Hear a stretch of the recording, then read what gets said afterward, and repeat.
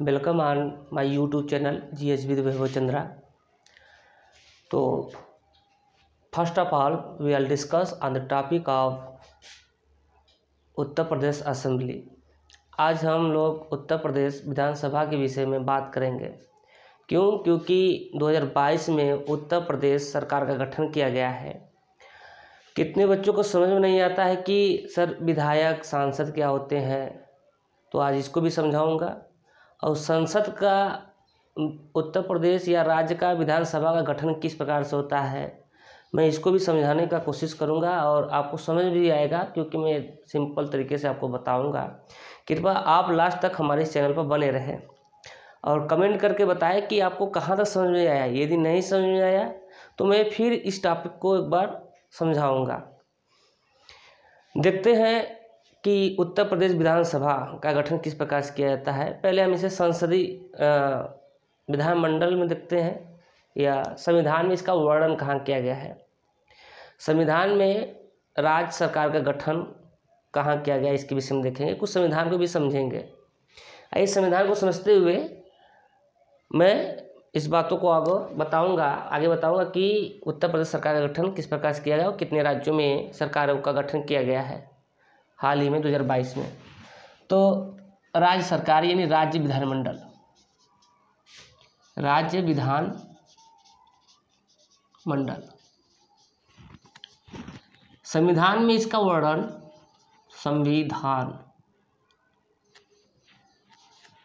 संविधान में राज्य विधानमंडल का वर्णन भाग 6 में किया गया है। किसमें किया गया है? भाग 6 में है।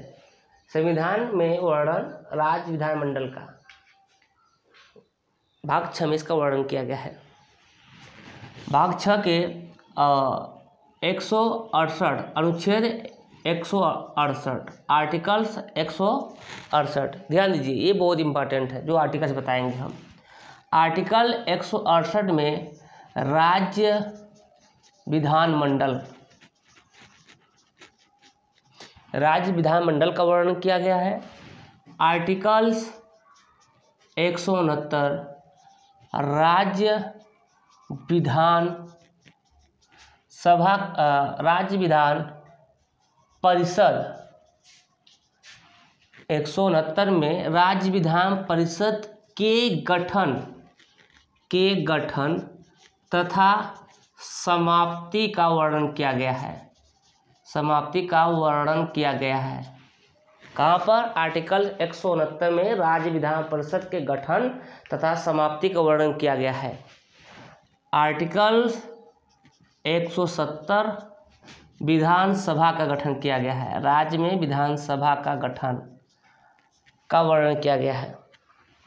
और आर्टिकल्स 171 171 में राज्य विधान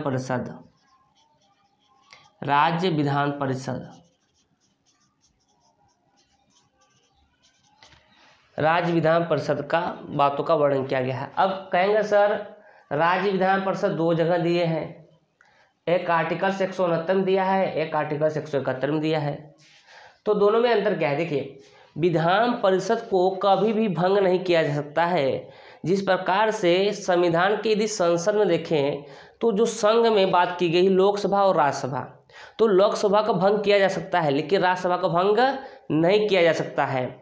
सेम वही प्रोसेस यहाँ भी होता है। यदि जिन राज्यों में विधान परिषद का गठन किया गया है, उन राज्यों को भंग नहीं किया जा सकता है। उन राज्यों में विधान परिषद को भंग नहीं किया जा सकता है। हाँ, ये है कि विधान सभा में जो विधानसभा के सदस्य होते हैं, विधानसभा के जो सदस्य होते हैं, उनके पूर्ण बहुमत से विधान परिषद को समाप्त किया जा सकता है, लेकिन संसद का इस पर सहमति आवश्यक है। संसद द्वारा इसको पारित करना पड़ता है। तो राज्य विधान परिषद के गठन 169 में, आप इसको जो भी राज्य चाहता है कि हमारे यहाँ विधान परिषद हो, तो वो विधान परिषद का गठन कर सकता है। अपने विधानसभा में एक अधिनियम पारित करेगा और वो अधिनियम पारित करके संसद में जाएगा और संसद उसको अनुमति देगा। फिर राष्ट्रपति साइन किया जाएगा, तो उन राज्यों में विधान परिषद का गठन किया जाएगा। और यदि विधान परिषद को समाप्त करना, भंग नहीं होगा, विधान परिषद कभी भी भंग नहीं होता है, उसको तो या समाप्त कर सकते हैं या भंग नहीं कर सकते हैं। यदि विधान परिषद को समाप्त करना है कि आप चाहते, कोई राज्य चाहता है, जैसे हाल ही में आंध्र प्रदेश ने यह प्रस्ताव लाया है कि उसे विधान परिषद की आवश्यकता नहीं है, तो अपने विधानसभा में वो पारित कर दिया है कि उसे विधान परिषद की आवश्यकता नहीं है। तो जैसे वो पारित किया है, अब वो उसका विधेयक जो है गया है संसद में, अब संसद से उसे अनुमति मिलनी चाहिए। अभी हम बताएं कि इस प्रकार से आंध्र प्रदेश ने अधिनियम पारित किया है अपने राज्य विधानसभा में कि उसे विधान परिषद की आवश्यकता नहीं है, वो पारित कर दिया और संसद में जाएगा, संसद उसको अनुमति दे देगा, तो आंध्र प्रदेश का विधान परिषद जो है समाप्त हो जाएगा। तो ये होती है। और राज्य विधान परिषद का जैसे चुनाव होता है, कितने वर्ष के लिए उनके जो सदस्य होते हैं कितने वर्ष के लिए कार्यभार संभालते हैं, उसकी बात किया गया है 171 में। तो ये होता है हमारा राज्य विधानमंडल। विधानमंडल में 2 सदन होते हैं किसी किसी में, जैसे 6 राज्य हैं भारत के, 6 राज्यों में विधान परिषद है, 6 राज्यों में विधान परिषद है। कौन कौन राज्य है इसको याद कर लेना। 2 Uttar Pradesh UP, second Bihar, third Andhra Pradesh, इससे अलग होकर बना है तेलंगाना, 5वां कर्नाटक, और 6ठा जो है महाराष्ट्र। इन 6 राज्यों में विधान परिषद है, बाकी राज्यों में विधान परिषद नहीं है। इसके पहले जम्मू कश्मीर में भी विधान परिषद था, लेकिन जम्मू कश्मीर को यूनियन टेरिटरी केंद्र शासित प्रदेश बना दिया गया है, जिस कारण से जम्मू कश्मीर का विधान परिषद समाप्त कर दिया गया है। अभी हाल ही में आंध्र प्रदेश में विधेयक पारित किया है कि ये भी अपने राज्य में विधान परिषद को समाप्त करना चाहता है, तो अपने विधानसभा से इसको पारित कर दिया है और संसद में पेश कर दिया गया है। तो दोस्तों ये होता है हमारी विधान परिषद। और हम आपको बताएंगे विधानसभा का किस प्रकार से गठन किया जाता है, जिनमें कि जनता के द्वारा चुनकर सदस्य विधानसभा में जाते हैं। तो 1 मिनट के लिए विराम चाहूँगा। दोस्तों अब मैं आपको बताऊंगा विधानमंडल।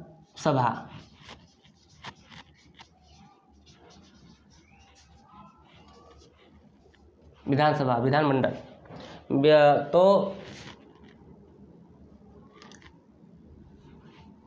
विधानमंडल के 2 सदस्य होते हैं। विधानमंडल में 2 सदन, विधानसभा और विधान परिषद।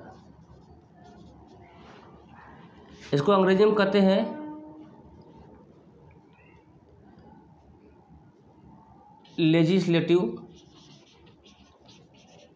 लेजिस्लेटिव असेंबली,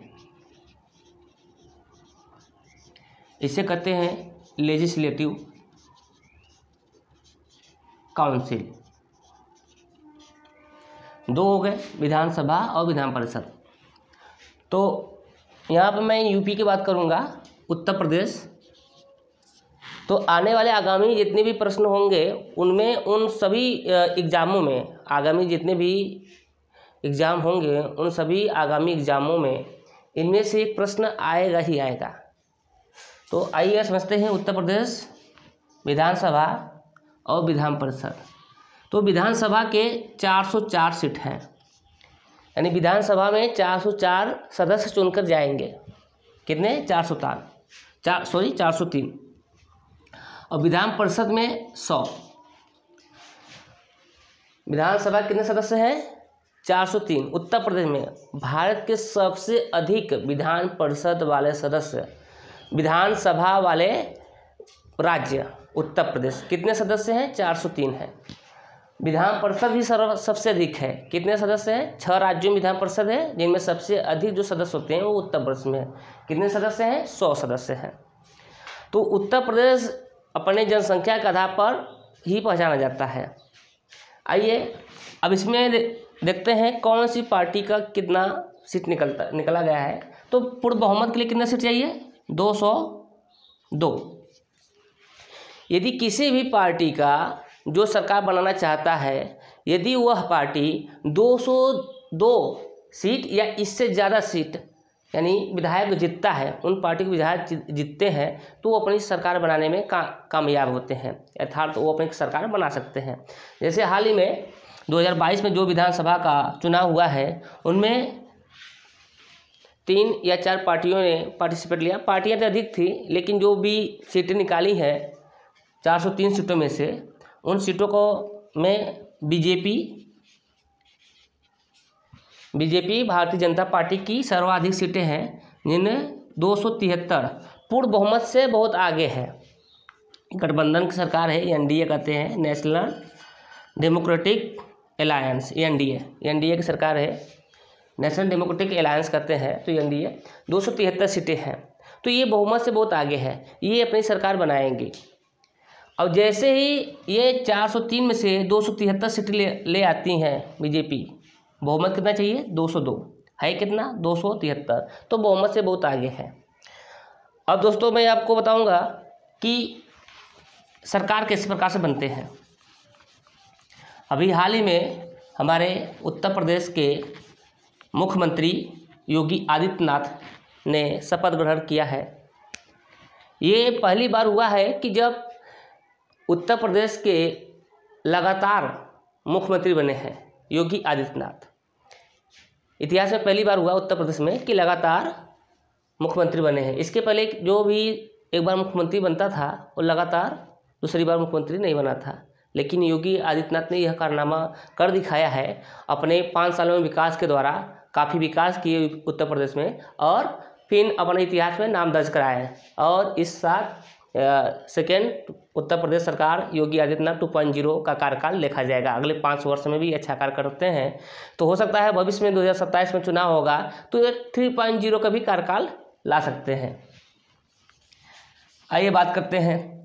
तो उत्तर प्रदेश का जो गठन, सरकार का नया सरकार गठन किया गया है, वह 25 मार्च 2022 को किया गया है, जिनमें मुख्यमंत्री सहित 53 मंत्री शपथ ग्रहण किए हैं। मुख्यमंत्री सहित यानी एक मुख्यमंत्री और 52 अन्य मंत्री, तो 53 मंत्रालयों ने शपथ लिए। कहाँ ग्रहण किए हैं? ये शपथ ग्रहण किए हैं लखनऊ के अटल बिहारी वाजपेयी इकाना स्टेडियम। किस स्टेडियम में? तो लखनऊ में एक स्टेडियम बनाया गया है हाल ही में, अटल बिहारी वाजपेयी इकाना स्टेडियम।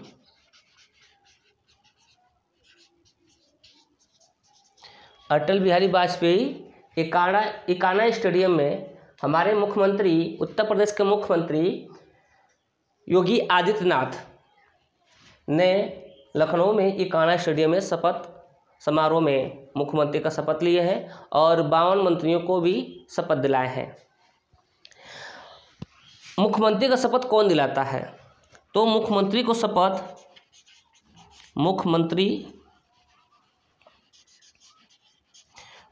को शपथ राज्यपाल दिलाते हैं। किसी भी राज्य के राज्यपाल, जिस राज्य में मुख्यमंत्री गठन किया जाएगा उसी राज्य के राज्यपाल द्वारा मुख्यमंत्री को शपथ दिलाया जाएगा। जैसे उत्तर प्रदेश के मुख्यमंत्री योगी आदित्यनाथ को शपथ कौन ग्रहण कराया है? उत्तर प्रदेश के राज्यपाल आनंदीबेन पटेल। तो राज्यपाल कौन है उत्तर प्रदेश के? आनंदीबेन पटेल। आनंदीबेन पटेल ने उत्तर प्रदेश के मुख्यमंत्री योगी आदित्यनाथ को शपथ ग्रहण कराए हैं और मुख्यमंत्री के आदेश पर ही राज्यपाल अन्य मंत्रियों का शपथ ग्रहण कराते हैं। मुख्यमंत्री शपथ ग्रहण करेंगे और इनके सुझाव पर राज्यपाल अन्य मंत्रियों का शपथ ग्रहण कराते हैं। आइए अब मैं नेक्स्ट बातें आपको समझाने की कोशिश करूँगा। इकाना स्टेडियम में शपथ ग्रहण किए हैं। इकाना स्टेडियम लखनऊ में है। अब उत्तर प्रदेश के मुख्यमंत्री योगी आदित्यनाथ, तो इनमें अब मंत्री 403 सदस्य जाएंगे। इसमें से जो भी पार्टी जैसे भाजपा के हैं तो 273 बहुमत दिखाना पड़ता है राज्यपाल के सामने। राज्यपाल के सामने मुख्यमंत्री योगी आदित्यनाथ ने बताया कि हमारे पार्टी में 273 विधायक हैं जो कि पूर्ण बहुमत से आगे हैं। तो राज्यपाल में इनको शपथ ग्रहण कराए हैं। अब देखते हैं मंत्री कितने प्रकार के होते हैं। तो मंत्री 3 प्रकार के होते हैं। कैबिनेट मंत्री, राज्य मंत्री, इसी को हम लोग उप मंत्री कहते हैं, जिन्हें स्वतंत्र प्रभार होता है। स्वतंत्र प्रभार। एक होते हैं राज्य मंत्री। अब कहेंगे सर इनमें क्या अंतर है। तो कैबिनेट जैसे कि 53 मंत्री बने हैं उत्तर प्रदेश में मुख्यमंत्री को लेकर, तो मुख्यमंत्री भी क्या होता है, कैबिनेट मंत्रालय का ही अध्यक्ष होता है। तो इनमें कैबिनेट मंत्री में 18 मंत्री हैं, 18 कैबिनेट मंत्री हैं, 20 सही ठीक 18 कैबिनेट मंत्री है, जिनमें एक मुख्यमंत्री, एक मुख्यमंत्री, 2 उप मुख्यमंत्री, एक मुख्यमंत्री और 2 उप मुख्यमंत्री, और 16 इनमें देखो 16 कैबिनेट मंत्री।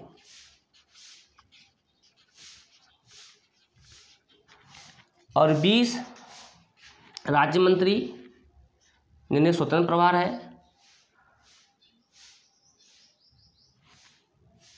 और बचे जितने भी मंत्रालय बचे हैं सब राज्य मंत्री के अंतर्गत है। मैं अभी भी सभी मंत्रियों का नाम लिखूंगा और उन्हें बताऊंगा कौन से मंत्री किसे बनाया गया है। जैसे आप जानते हैं मुख्यमंत्री कौन है, योगी आदित्यनाथ है। उप मुख्यमंत्री हैं एक केशव प्रसाद मौर्य, केशव प्रसाद मौर्य। और दूसरे कैबिनेट मंत्री, दूसरे उप मुख्यमंत्री जो हैं, ये पहले हैं, ये दूसरे उप मुख्यमंत्री हैं, ब्रजेश पाठक, ब्रजेश पाठक। 2 उप मुख्यमंत्री केशव प्रसाद मौर्य और ब्रजेश पाठक, ये 2 उप मुख्यमंत्री हैं। मुख्यमंत्री योगी आदित्यनाथ। कैबिनेट मंत्री क्या होते हैं, जब मुख्यमंत्री अपने मंत्रियों को एक बैठक बनाता है, जिनमें उस बैठक में मुख्यमंत्री और कैबिनेट मंत्री ही किसी विषय या किसी मुद्दे पर जब बहस होती है तो उस बहस में मुख्यमंत्री अध्यक्ष होते हैं और कैबिनेट मंत्री की ही सदस्य जो होते हैं उस मंत्रालय उस बैठक में बैठते हैं, जहां पर उच्च स्तर के लेवल पर बात किया जाता है। यदि किसी बड़ी प्रोग्राम है, जैसे किसी में डैम बनाना है या जहाँ पर अधिक पैसे की परियोजना बनाना है, तो उन परियोजनाओं में कैबिनेट स्तर के मंत्री बैठते हैं, या मुख्यमंत्री को लगता है कि हमें सभी मंत्रियों को बैठक बुलाना चाहिए तो उसे मंत्री परिषद कहते हैं। जब मंत्री परिषद की बैठक होती है तो उस मंत्री परिषद की बैठक में सभी मंत्री भाग लेते हैं। जब कैबिनेट मंत्री की बैठक होती है तो उसमें इन दोनों मंत्रालय को छोड़ दिया जाता है, केवल मुख्यमंत्री और कैबिनेट मंत्री ही बैठते हैं जब कैबिनेट मंत्री का बैठक होता है। तो ये बातें होती हैं। ये जो होते किसी भी विभाग के अध्यक्ष होते हैं। जब कैबिनेट मंत्री बने हैं, ये किसी जैसे विभाग दिया, शिक्षा विभाग हो गया, तो शिक्षा विभाग के जो मंत्री होंगे वो शिक्षा विभाग का अध्यक्ष होते हैं। इस शिक्षा विभाग के अंतर्गत ही राज्य मंत्री होंगे जिन्हें स्वतंत्र प्रभाव भी होगा, और राज्य मंत्री होंगे, लेकिन पद किसका बड़ा होता है? कैबिनेट मंत्री का। जो कैबिनेट मंत्री होते हैं इनका पद बड़ा होता है। आइए आपको बताते हैं किन किन राज्यों में विधानसभा का चुनाव हुआ है। तो हाल में 2022 में 5 राज्यों में विधानसभा का चुनाव हुआ है। विधानसभा का चुनाव हुआ है। कौन कौन है? तो एक उत्तर प्रदेश है, यूपी है, दूसरा उत्तराखंड है, तीसरा पंजाब है, चौथा गोवा है और 5वां मणिपुर है। ये 5 राज्य हैं। तो उत्तर प्रदेश के मुख्यमंत्री योगी आदित्यनाथ, गोवा के मुख्यमंत्री जो पहले मुख्यमंत्री थे प्रमोद सावंत,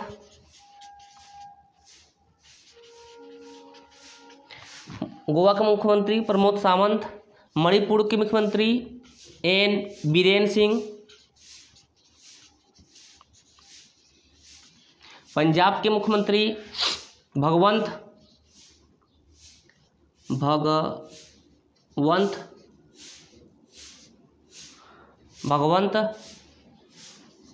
और उत्तराखंड के मुख्यमंत्री हैं पुष्कर धामी।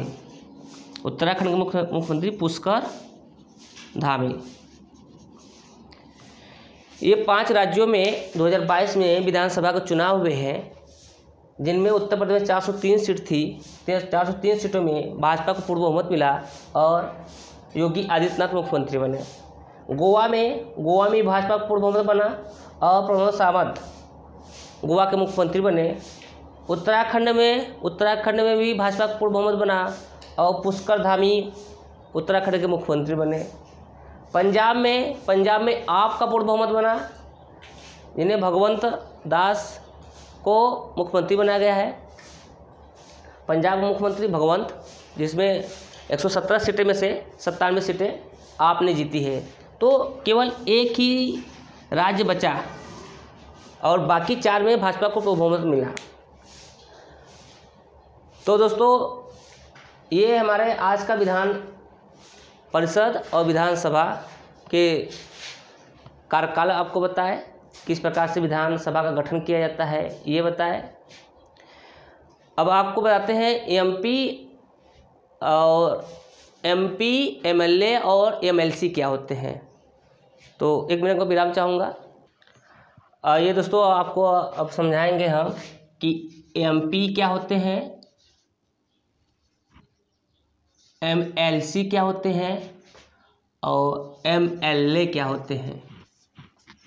सब जानते हैं आप, बस ये शॉर्ट नाम है। एमपी को हम लोग कहते हैं सांसद, ये केंद्र में होते हैं। ये दोनों प्रकार के सांसद हो सकते हैं, राज्यसभा के सांसद भी होते हैं और लोकसभा के सांसद होते हैं। तो दोनों जो भी सदन हैं उनके जो भी सदस्य होते हैं उनको हम सांसद कहते हैं। यदि लोकसभा के तो लोकसभा का सांसद, यदि राज्यसभा के तो राज्यसभा का सांसद। ये होते हैं एमपी, मेंबर ऑफ पार्लियामेंट, इसका पूरा नाम होता है। एमपी का पूरा नाम होता है member of parliament, member of parliament. और एमएलसी ये राज्य में होते हैं। यदि जिन राज्यों में विधान परिषद है, विधान परिषद के सदस्य हैं, तो उन्हें हम कहते हैं एमएलसी। ये विधान परिषद के सदस्य होते हैं, विधान परिषद के सदस्य होते हैं। इनका पूरा नाम होता है member of legislative council, member of legislative council, member of legislative council. एक होते हैं एमएलए, ये राज्य के विधान सभा के सदस्य होते हैं, राज्य की विधान सभा के सदस्य होते हैं। इसका पूरा नाम होता है मेंबर ऑफ लेजिस्लेटिव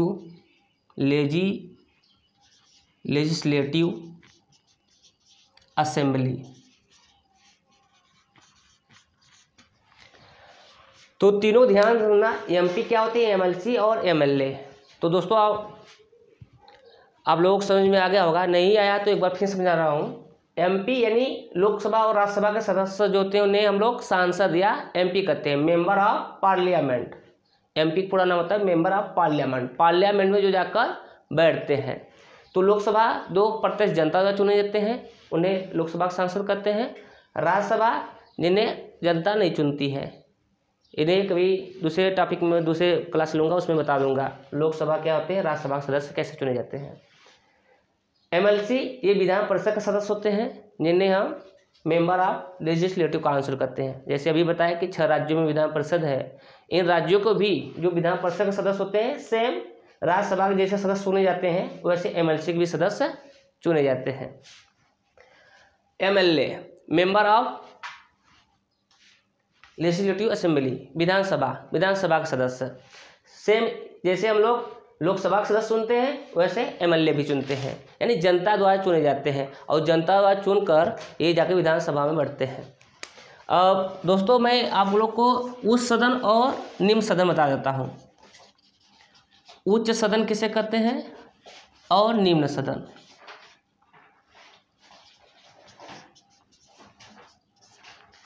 उच्च सदन में राज्यसभा और राज्यों में विधान परिषद ये इसे भंग नहीं किया सकता है, ये समाप्त भी नहीं होगा, लेकिन इसे हम लोग समाप्त कर सकते हैं। ध्यान देना, दोनों उच्च सदन है, एक को हम भंग कर सकते, इसको भंग नहीं किया जा सकता है, भंग नहीं किया जा सकता है। कभी आपको प्रश्न पूछा जाता है कि निम्न से किसे भंग नहीं किया जा सकता है, उसमें सभी दे देगा।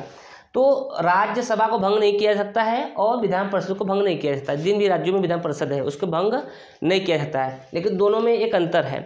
राज्यसभा को कभी भी समाप्त नहीं किया जा सकता है, लेकिन विधान परिषद को समाप्त किया जा सकता है। निम्न सदन में लोकसभा और राज्यों की विधानसभा, लोकसभा और राज्यों की विधानसभाएं होती हैं। तो दोस्तों मैं यहाँ पर इस वीडियो को विराम चाहूँगा, समाप्त करना चाहूँगा। तो आप कमेंट करके बताइए कि आपको कहाँ तक समझ में आया और क्या चीज़ नहीं समझ में आया। तब तक के लिए नमस्कार।